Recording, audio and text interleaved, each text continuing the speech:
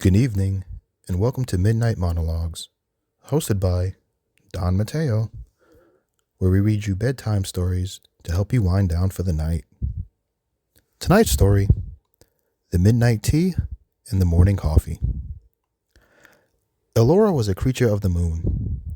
She lived for silk robes, vintage jazz records, and the quiet magic of 2 a.m. To her, the world only became interesting after the sun went down.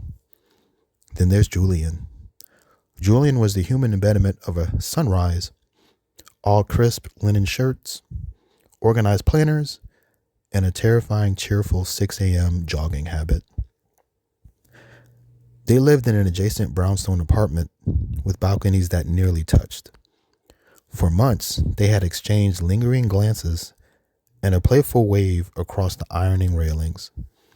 The attraction was electric. Every time Julian smiled, Elora felt a flutter from her chest that rivaled the wings of a moth circling her porch light. But there was a problem. Their clocks simply didn't match. Their date was accidental and fleeting.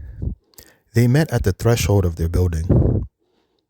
She's coming home from a late-night gallery opening, he heading out for his morning espresso. "You look like a dream I haven't had yet," Julian whispered one morning, his voice husky with sleep as he adjusted his tie. He stepped closer, the scent of cedarwood and fresh clinging to him. Elora leaned against the doorframe, her dark eyeliner slightly smudged. Looking mysterious and soft in the gray dawn light, "And you look like a reality I'm not quite ready for," she teased, with her eyes dancing. He reached out, his thumb brushing aside her hair from her forehead. The tension was thick enough to touch. They both knew they liked one another. It was in the way he lingered by her mailbox and the way she left the hallway light on so he wouldn't trip in the dark.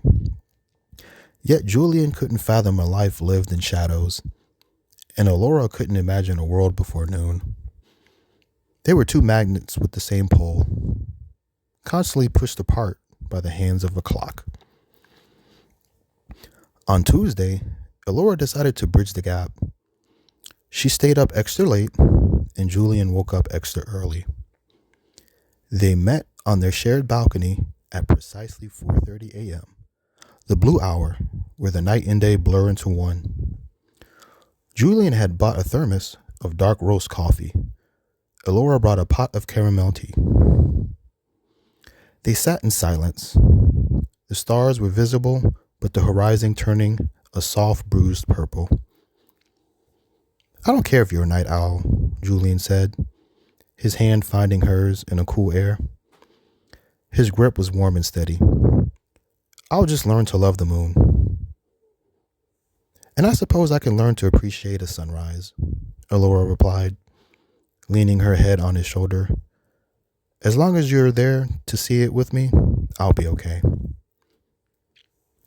As the first bird began to chirp, the silly differences that felt like mountains turning into molehills, they realized that love didn't need a schedule.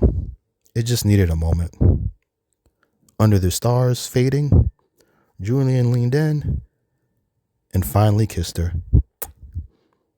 A soft, lingering promise that some things are worth losing sleep for. Thank you for listening. If you're still awake, be sure to tune in to our next bedtime story. This is Don Mateo, Midnight Monologues. Good night.